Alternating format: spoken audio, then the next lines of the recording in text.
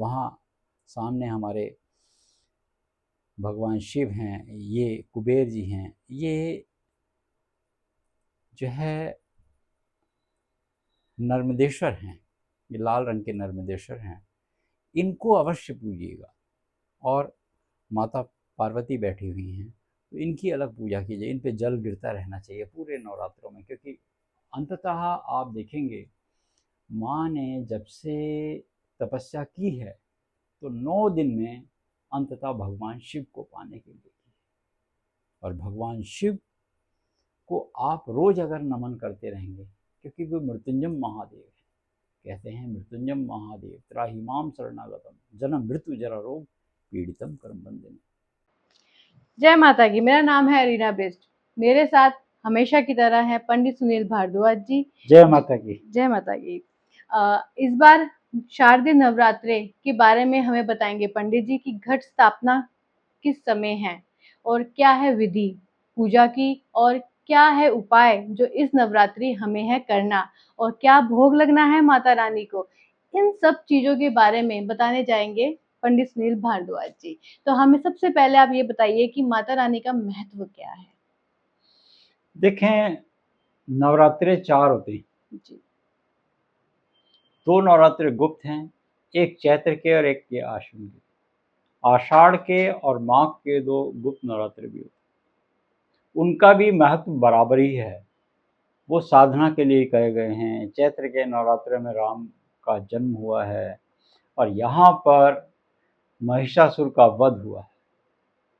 तो जो आश्विन मास के शारदीय नवरात्रे जिनको कहते हैं, इनका महत्व इसलिए है कि माँ ने अपने स्वरूप का जो वर्णन किया है वो चंद्रमौली आशुतोष भगवान शिव को पाने के लिए किया है। योगी लोग इन्हीं दिनों की कामना करते हैं। इन नवरात्रों का महत्व बहुत ज़्यादा होता है, क्योंकि ये जो शारदीय नवरात्रे होते हैं इसमें कायाकल्प करने का समय होता है। ये अपने आराध्य को भजने का समय होता है। अपनी शरीर के अंदर जितने भी रोग व्याधि कष्ट कलेश हैं उनसे मुक्ति का। चंद्रमौली आशुतोष भगवान शिव को जैसे अम्बा ने सब स्वरूपों में पाया है, इसी तरीके से हम इन नवरात्रों में उपासना करके अपने सब दुख दर्द कंटक कलेशों से दूर अपने आप को कर सकते हैं और अपना जीवन सार्थक सफल कर सकते हैं। जी, मैं ये जानना चाहूंगी कि नवरात्रों में हम वैसे क्या-क्या करना चाहिए और क्या नहीं करना चाहिए? किन-किन चीज़ों का ध्यान रखें? देखिए, नवरात्रों में इसको नवरात्रे बोले हैं, इसको दिन नहीं बोला। नवरात्रों का मतलब हो गया रात्रि में उपासना, जी। रात्रि में तपस्या, रात्रि में भी पूजा, नवरात्रे हैं। माता के जागरण करना, माता की चौकी करना, माता के लिए उपवास रखना, माता की तपस्या करना, अपनी जो बॉडी है काया को कल्प करना। इन नवरात्रों का मुख्य है कि हम अपने शरीर को सात्विक बनाएं, ये करना। अपने शरीर को तामसिक चीज़ों से दूर रखना, किसी बुराई से दूर रखना। आप जैसा कहते हैं ना, जैसा खाओ अन्न वैसा बने मन, जैसा पियो पानी वैसी बने वाणी, और जैसा रखो आचार वैसा दिखे संसार, और जैसी रखो शुद्धि वैसी बने बुद्धि। तो ये नवरात्रे आपको शुद्धिकरण के हैं। इन शुद्धिकरण में आप अपने शरीर को निरोगी बनाएं। आप देवी से उपासना करके उनसे ऐसा आशीर्वाद प्राप्त करें कि आपके शरीर में जो कुछ भी कष्ट कलेश है वो तो दूर हो गई, और आपने तामसिक प्रवृत्तियों से दूर रहना है। आपने सात्विक गुणों को अपनाना है, इसलिए व्रत उपवास कहे गए हैं। कम खाना, कम भोजन करना, सात्विक खाना, कम सोना इसलिए कहे गए हैं, क्योंकि आपको 9 दिन में काया को कल्प करना है। ये इसका ये है, इसलिए इस समय कोई बुराई आपके पास नहीं आनी चाहिए। जी, मैं वैसे तो नेक्स्ट क्वेश्चन घट स्थापना का समय मुहूर्त पूछना चाहूँगी, लेकिन मैं ये जानना चाहती हूँ कि जो पहला नवरात्रा है, पहला है शैलपुत्री माता का। पहले आप उनके बारे में बताइए कि उनकी क्या महिमा है, और ज़रा थोड़ा उनका कि हम कैसे क्या कैसे आई हैं, क्या रूप है, क्या है उनका एक स्वरूप के बारे में हम जानना चाहेंगे। पर्वतराज हिमालय के यहाँ इन्होंने जन्म लिया जी। और उनसे उनकी पूजा उपासना थी कि आप मेरे घर में पुत्री के रूप में आओ। तो उनके यहाँ इन्होंने जन्म लिया और चंद्रमौली आशुतोष भगवान श्री शिव का इनका विवाह हुआ। तो शैलपुत्री के नाम से कहलाई है, मगर इनकी क्यों जन्म लिया उसका एक बहुत सुंदर कथा है कि एक बार दक्ष ने बहुत बड़ा यज्ञ किया, सभी देवताओं को आह्वान किया, बुलाया, निमंत्रण भेजा, भगवान शिव को नहीं भेजा। जब शिव को निमंत्रण नहीं मिला तो माँ अम्बे को बड़ा क्रोध हुआ, मगर फिर भी उन्होंने पिता के यहाँ चली गई। जब पिता के यहाँ पहुंची तो बड़ा आदर सत्कार तो नहीं हुआ, बल्कि तिरस्कार बहुत ज़्यादा हुआ, उनके पति को भी बहुत ज़्यादा बोला गया। तो माँ को वो अच्छा नहीं लगा, किसी का सम्मान ना हो तो वो वैसे ही अच्छा नहीं लगता। तो उसमें उन्होंने अपने शरीर को आत्मदाह करा। तो दक्ष का जो यज्ञ था, जो अनुष्ठान था, वो विध्वंस कराया गया। बाद में गणों ने बता दिया कि अम्मा ने अपने शरीर को आत्मदाह कर लिया है योग अग्नि में। तो उन्होंने अपने गणों को भेजा और गणों को भेजकर जो जितने लोग थे वहाँ पे सब विध्वंस कराया। अंततः भगवान शिव ने भी उनका गर्दन हटा दी। तो बाद में बकरे की लगाई गई दक्ष के। तो कहते हैं कि बकरा और मुर्गा अहंकार का सूचक है। कोई बिरला ही होता है जो अपनी मौत मरता है, वरना उसकी बलि चढ़ाई जाती है। वो भगवान शिव का आना और विध्वंस करना, फिर योग अग्नि में से माता को निकालना और सब जगह व्याकुल होकर घूमना, 51 सिद्धपीठों में उनका स्थान देना, क्योंकि भगवान विष्णु ने फिर उनके सुदर्शन चक्र से जब अलग अलग स्थानों पर देवी के अंगों को गिराया तो उससे फिर वो सिद्धपीठ कहलाए, जहाँ पे आज भी सभी सिद्धपीठों पे वहाँ पर पूजा अर्चना की जाती है और सब पहाड़ों पे है। उस कथा से, ये जो कथा है, इससे पता लगता है कि माँ ने इतनी कठिन तप किया और अंततः बाद में हिमालय राज पर्वत के यहाँ जन्म लिया और चंद्रमौली आशुतोष भगवान शिव को पाया। ये है इसकी कथा, इससे इनका नाम शैलपुत्री पड़ा। तो ये जैसे कि हम चक्रास की बात करें तो ये जैसे शैलपुत्री माता है, तो ये कौन से चक्र पे बैठी होती हैं जिससे कि हम साधना कर सके उस दिन, उनका ध्यान मतलब अच्छी तरीके से पूजा पाठ उनकी की जा सके रात्रि में।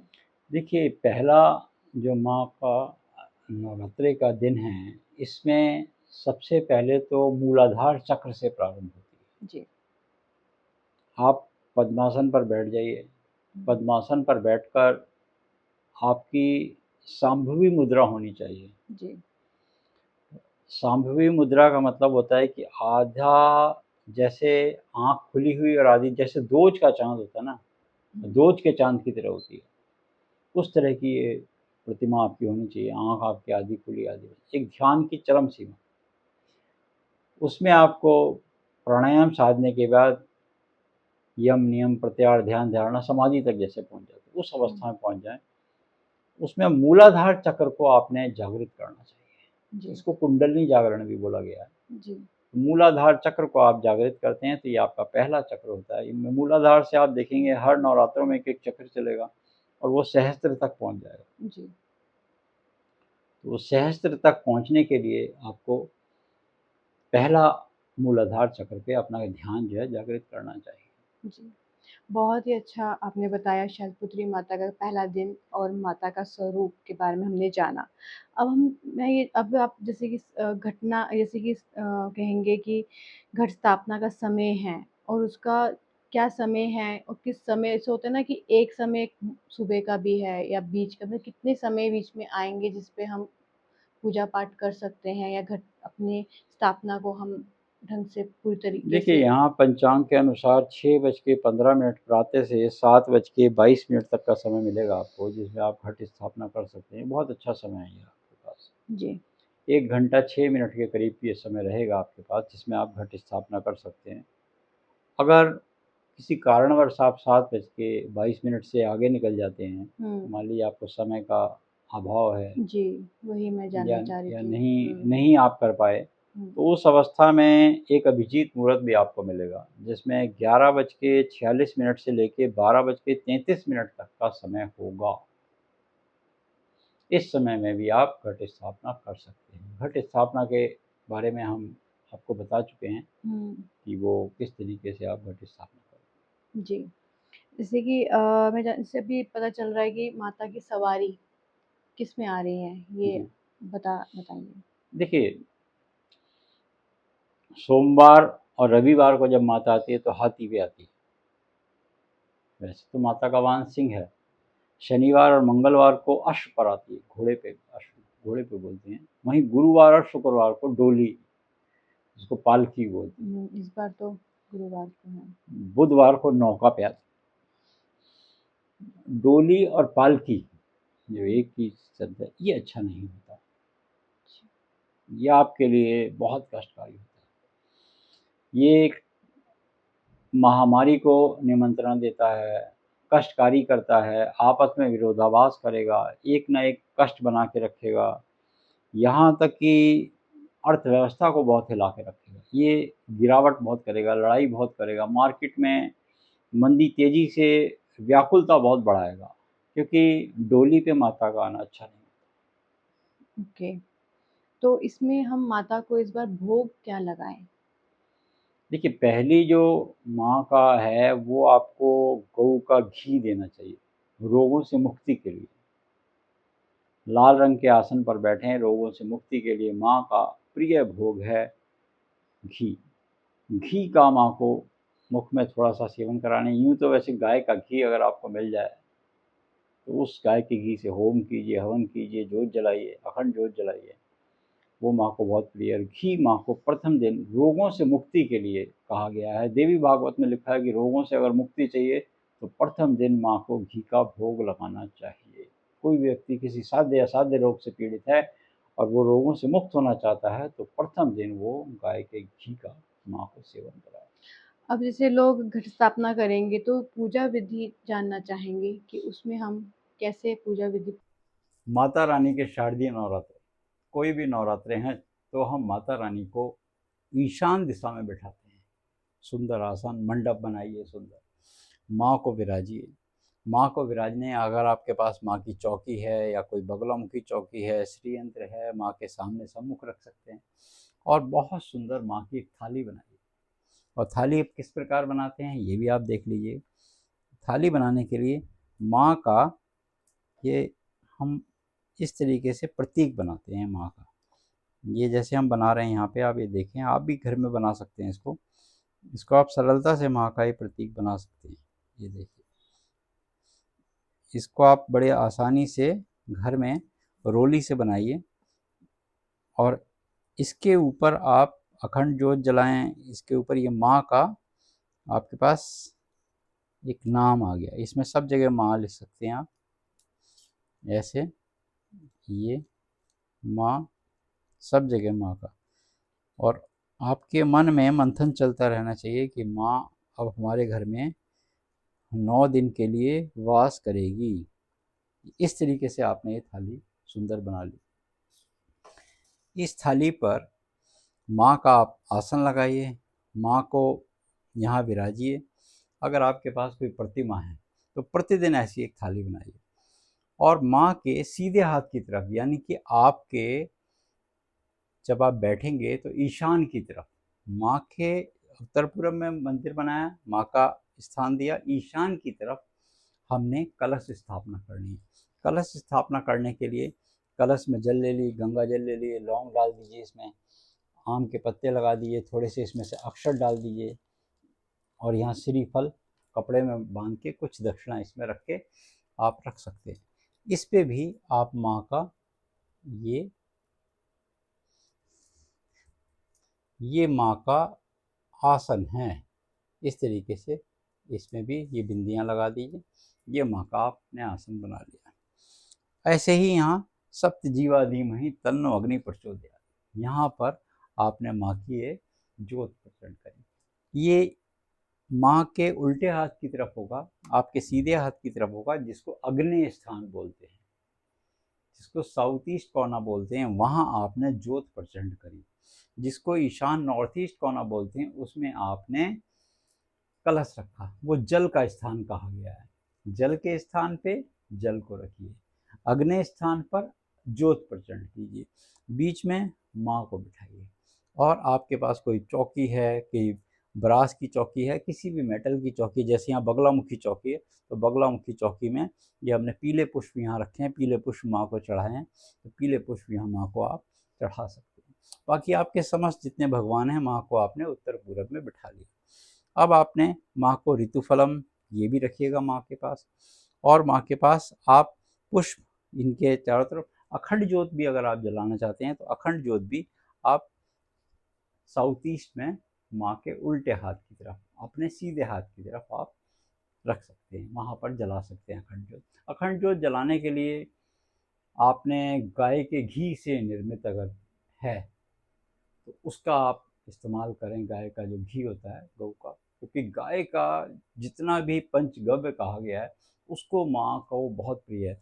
और कोशिश कीजिए कि मौली को बट के, एक मौली ले लीजिए, इसको बटते रहिएगा, ऐसे बड़ी मौली ले लीजिएगा, एक हाथ बड़ी मौली ले लीजिएगा, उसको आप ऐसे करके बट लीजिए, और बटने के बाद उसको जब बनाएंगे उसकी आप जोत जलाएंगे अखंड जोत, तो वो काफ़ी दिनों भी जलेगी, और वो पूरी सुरक्षित, नायलॉन की लेंगे तो वो जल नहीं पाएगी। कोशिश कीजिए कि जोत जो है आपकी एक तो कवर हो और बड़ी हो।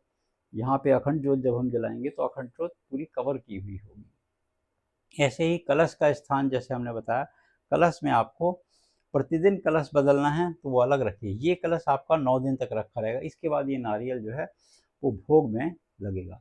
और हो सके तो प्रतिदिन हवन भी करना चाहिए, अलग अलग मंत्रों से, अलग अलग आह्वान से माँ का पहले गणपति का आह्वान करना है, घरानां त्वा गणपति गंगवामहे, तो अगर आपको वो मंत्र आता है तो उससे कर लीजिए पहले। गजानन भूतानां सेवित कपिजं फलम चारु भक्षण सब शोकनाशकरकम नमामि विघ्नेश्वरम पाद पंकजम। गणेश का जो मंत्र आता है आपको वो कर लीजिए, वक्रतुंड महाकाय देव, जो मंत्र आता है। फिर उसके बाद माँ का जो मंत्र आपको, सर्वमंगल मांगल्ये शिवे सर्वार्थ साधिके शरण्ये त्र्यंबके गौरी नारायणी नमस्ते। काली का मंत्र अगर आप करना चाहते हैं, काली का मंत्र बहुत अच्छा है, जयंती मंगला काली भद्र काली कपालिनी दुर्गा क्षमा शिवा दात्री स्वाहा सौदा नमस्ते, उस मंत्र का उच्चारण। दुर्गा सप्तशती का पाठ कीजिए, देवी भागवत का पाठ कीजिए। देवी भागवत का पाठ करने से भी आपका अंतःकरण शुद्ध होता है, आपकी समस्त मनोकामनाओं की पूर्ति होती है। और आप प्रयास कीजिए कि आप पद्मासन में इन दिनों में बैठें, पद्मासन पर बैठकर पूजा करनी चाहिए, क्योंकि योगी लोग इन दिनों ऐसे ही साधना करते हैं। तो ये हमने आपको थाली बताई। उसके बाद घंटा, घंटा ध्वनि, ये गरुण भगवान है, ये अनेक भय से आपकी रक्षा करते हैं। घंटा ध्वनि जरूर कीजिए, आरती कीजिए। फिर उसके बाद इसमें अगर आप आरती बनाते हैं, एक अलग से आरती बनती है, तो सब में ये माँ का चिन्ह बनाइए, तो आरती और आर्तिक है, तो उसको इस तरीके से आप आरती चलाइए, इस तरीके से आप आरती चलाइए। आरती के बाद जो भोग है वो कन्याओं को दीजिए। प्रतिदिन अलग अलग कन्याओं के पूजन की विधि है, वो हम आपको बताएंगे। प्रतिदिन अलग अलग माँ के भोग हैं, कौन सा रंग पहने, कौन से रंग के वस्त्र आप पहनकर माँ को प्रसन्न कर सकते हैं। अगर आपके घर में चंद्रमौली आशुतोष भगवान शिव का पूरा परिवार है तो ध्यान रखिएगा, और उसमें कुबेर भी हैं। तो यहाँ पर देखें, जैसे गणपति हैं, स्वामी कार्तिकेय हैं, स्वामी कार्तिकेय के सामने नंदीश्वर हैं, फिर वहाँ सामने हमारे भगवान शिव हैं, ये कुबेर जी हैं, ये जो है नर्मदेश्वर हैं, ये लाल रंग के नर्मदेश्वर हैं। इनको अवश्य पूजिएगा। और माता पार्वती बैठी हुई हैं, तो इनकी अलग पूजा कीजिए, इन पे जल गिरता रहना चाहिए पूरे नवरात्रों में, क्योंकि अंततः आप देखेंगे माँ ने जब से तपस्या की है तो 9 दिन में अंततः भगवान शिव को पाने के लिए की। और भगवान शिव को आप रोज अगर नमन करते रहेंगे, क्योंकि वो मृत्युंजय महादेव है, कहते हैं मृत्युंजय महादेव त्राहिमाम शरणागतम जन्म मृत्यु जरा रोग पीड़ितम कर्म बंधन। अगर हम भगवान शिव की पूजा करते हैं, आराधना करते हैं, प्रतिदिन नवरात्रों में करते हैं, तो माँ की प्रसन्न मुद्रा हमें अपने जीवन को संवार देती है, हमारे जीवन में खुशियाँ लाती है, दुख दर्द कंटक कलेश सब दूर कर देती है। जब हम देवता के तिलक करते हैं तो इस बात का भी ध्यान रखना चाहिए कि श्राद्ध पक्ष होते हैं तो हम इस उंगली से, इंडेक्स फिंगर से यहाँ चंदन लगाते हैं, हल्दी लगाते हैं, ये हम पितरों के लगाते हैं। जब हम स्वयं के तिलक करते हैं तो बीच वाली उंगली से लगाते हैं अपने लगाने के लिए, जब हम अपने लिए लगाते हैं। जब हम देवता के जैसे हमने बनाया तो जिसको हम रिंग फिंगर बोलते हैं, इससे हम देवता का बनाते हैं, और जब अतिथि के करते हैं तो इससे बिंदी लगा के अंगूठे से ऊपर की तरफ कर देते हैं। इस बात का विशेष रूप से ध्यान रखिए, जब भी आप देवी का कोई अनुष्ठान या देवी की कोई पूजा में तिलक लगाएं तो इस उंगली का इस्तेमाल ही करें। जब नवरात्रे होते हैं तो शंकर ध्वनि जरूर करनी चाहिए माँ को प्रसन्न करने के लिए। यहाँ पर जैसे हमारे पास ये शंख हैं, इसमें जल भरा होता है, जल खाली कर लीजिए, जल भर के रखते हैं, तो हम आपको एक शंकर ध्वनि करके दिखाते हैं। इस तरीके से माँ की प्रसन्न मुद्रा में शंकर ध्वनि अवश्य कीजिए।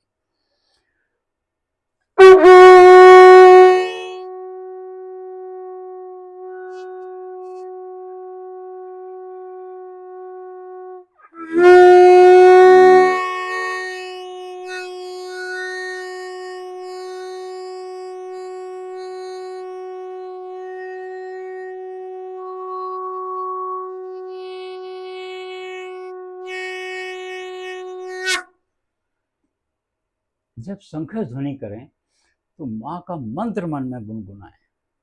इससे क्या होगा, जो वाइब्रेशन निकलेगी वो बहुत पॉजिटिव निकलेगी। या देवी सर्वभूतेषु शांति रूपेण संस्थिता नमस्तस्यै नमस्तस्यै नमस्तस्यै ही नमो नमः। कि इस तरीके से हमने इस मंत्र का उच्चारण किया शंकर ध्वनि करते हुए। घर में करने से पीस एंड प्रॉस्पेरिटी मिलती है। और आपने माँ के सम्मुख बैठना है, जहाँ कलश स्थापना करनी है उसके सामने आप, और जोत के सामने जब आप बैठेंगे तो उन दोनों के बीच में अगर माँ के सामने आप खेतरी बीजते हैं तो वहाँ खेतरी भी बीज सकते हैं, जिसको आप जौ बोलते हैं। और जौ बीजने की भी एक प्रक्रिया कही गई है कि अगर एक दिन पहले उसे भिगो लें थोड़ी सी, क्योंकि कभी कभी सबको संशय हो जाता है भक्तों को कि हमारी जौ निकली नहीं है, तो करें क्या, उसके लिए एक दिन पहले उन्हें भिगो लें, साफ़ करके भिगो लें अच्छे से, भुनी भी ना हो, कीड़े वाली ना हो। एक दिन पहले भिगोएंगे, धोएंगे तो वो आपको स्वयं पता लग जाएगा कि भुनी भी होगी तो वो ऊपर आ जाएगी। तो अच्छी मिट्टी होनी चाहिए, कोमल रेत वाली, रेत युक्त मिट्टी जो होती है उसमें जल्दी से इसका बीज अंकुरित होता है। जी जी। उसको ढक के रखिए, नमी में रखिएगा, बहुत ज़्यादा पानी मत रखिए और बहुत ज़्यादा सूखा नहीं रखिए, उसको नमी में रखिए।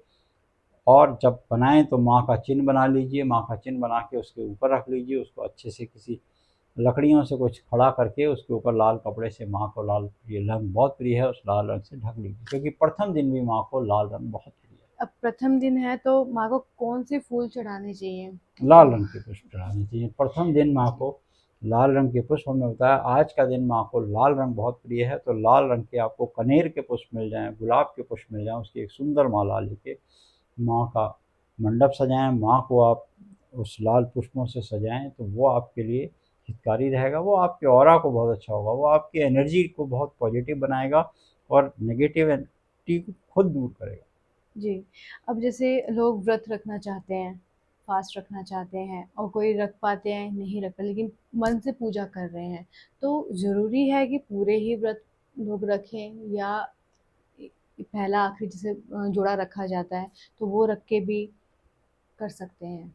देखिए, अगर आप जोड़े से रखते हैं तो प्रथम 2 रख लीजिए, अंतिम 2 रख लीजिए, प्रथम और अंतिम रख लीजिए, वो आपकी श्रद्धा अनुसार है, वो आपकी यथाशक्ति है। अगर आप सातों रख सकते हैं तो अति उत्तम, लौंग से रख सकते हैं कुछ लोग खेतरी गोदी में रख के रखते हैं, वो अपनी अपनी आपकी यथाशक्ति है।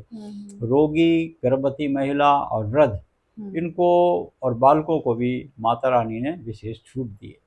जैसे आपने बताया कि माता रानी पालकी में आ रही हैं, इसमें महामाया घटना ये सब आप जैसे बता रहे हैं कि प्रॉब्लम्स होती हैं, तो क्या रिलेशनशिप प्रॉब्लम्स भी हो सकती हैं लोगों की? तो उस पे आप एक उपाय बताइए कि क्या करना चाहिए? क्योंकि आजकल तो वैसे भी कुछ ना कुछ प्रॉब्लम्स चल ही रही हैं, हर किसी के घर में होंगी ही। तो एक मैं ये सवाल करना चाहूँगी कि रिलेशनशिप प्रॉब्लम अगर होती है तो नवरात्रि में कोई ऐसा रेमेडी है जो कर सके? बिल्कुल, क्योंकि यहाँ पर जब माता की विदाई होगी तो वो चरणायुक्त मुर्ग पे होंगी, जी। जो एक शोक का कारण बनता है, जो आपके रिलेशन को ख़राब करता है, हुँ, बहुत अच्छा नहीं लगता।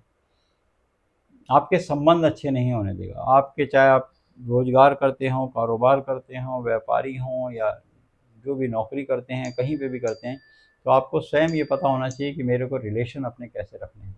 जी, अपने रिलेशन आपको बहुत अच्छे रखने हैं। रिलेशनों में एक तो शांति का दान देना है, समझ लीजिए शांति बना के रखना आपके लिए बहुत अच्छा है। जितना हो सके ये सोच के चलना है कि महामाई के दिन है, इसमें आपको शांत रहना है। माँ के मंत्रों का मंथन चलता रहना चाहिए। या देवी सर्वभूतेषु शांति रूपेण संस्था नमस्तस्यै नमस्तस्यै ही नमो नमः।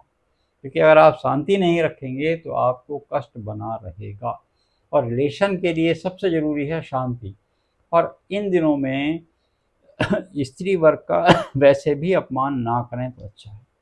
चाहे वो छोटी कन्या हो, घर की माता हो, पत्नी हो, बहन हो, पुत्री हो, कोई भी हो घर में हो, उसका आप हमेशा सम्मान करें। अन्यथा आपको उस फल का नहीं मिलने वाला माता के दिनों का। आप सोचें कि आप व्रत कर रहे हैं, आपको उसका फल मिलेगा, नहीं मिलेगा, आपको कुछ नहीं मिलेगा। आप सोचते हैं कि आप नवरात्रे रख रहे हैं, आप व्रत रख रहे हैं, आप उपासना कर रहे हैं, आप ज्योत प्रचंड कर रहे हैं, आप होम हवन कर रहे हैं, माँ के मंत्रों का आह्वान कर रहे हैं, रात्रि में भी आप चंडी, दुर्गा, बगलामुखी का उपासना कर रहे हैं, और आप किसी छोटी कन्या पे क्रोध करते हैं, तो वो आपका करना व्यर्थ समझें। उसका आपको कुछ फल नहीं मिलने वाला, ज़ीरो फल भी नहीं मिलेगा। जी। अब हम आते हैं नेक्स्ट क्वेश्चन पे, क्या मतलब किन-किन नियमों का हमें मतलब ध्यान रखना चाहिए? कुछ बताइए? देखिए, नियम आपके पास यही बड़ा नियम है कि आपने माता के दिनों में अपने आप को सात्विक बनाकर रखना है। जी, जैसा हमने कहा, लाख अनुष्ठान करो, लाख पूजा करो, लाख उपाय कर लो, अगर आपने किसी नारी शब्द का अपमान भी किया या उनको क्रोधित भी किया या उनसे आपने किसी अपशब्द का इस्तेमाल भी किया, तो वो आपके लिए पूजा पाठ सब व्यर्थ हो जाएगा। ये बड़ा नियम। पहला नियम तो नवरात्रे, यूँ तो इसीलिए नवरात्रे गुप्त भी आते हैं, इसलिए नवरात्रे गुप्त भी आते हैं। और गुप्त नवरात्रों में भी इस बात का ध्यान रखना चाहिए, कुछ लोग नहीं दे पाते, फिर कष्ट बाधाओं में घिरते हैं। ये नियम हैं। योगी लोग तो इन दिनों की प्रतीक्षा करते हैं, फिर साधना करते हैं, क्योंकि वो काया को भी कल्प करते हैं और अपना जीवन भी सफल बनाते हैं, और वो मणिलोक का चिंतन करते हैं। जी, मणिलोक का हम चलते अगले आपको अगले उसमें बता देंगे कि मणिलोक माँ का है कौन सा लोक। जी, मणिलोक में जाने के बाद आदमी दरिद्र क्यों नहीं होता, मणिलोक का चिंतन करने के बाद आदमी को परेशानी क्यों नहीं आती। देवी भागवत में इसका विस्तार रूप से वर्णन किया है। जी। बहुत-बहुत धन्यवाद। ये था आज की पहली शैलपुत्री माता के बारे में जानकारी। अगर आप लोग कुछ अपने बारे में जानना चाहते हैं, कुंडली दिखाना चाहते हैं, वास्तु दिखाना चाहते हैं या बच्चे के बारे में या घर के बारे में कुछ भी जानें तो कमेंट में आप कमेंट कर सकते हैं और साथ ही दिए गए नंबर पर आप हमें व्हाट्सएप भी कर सकते हैं। तो चैनल को सब्सक्राइब करना मत भूलिएगा ताकि नेक्स्ट वीडियो आप तक पहुँच सके, तो इसलिए बेल आइकन ज़रूर दबाइएगा। जय माता की। चलो।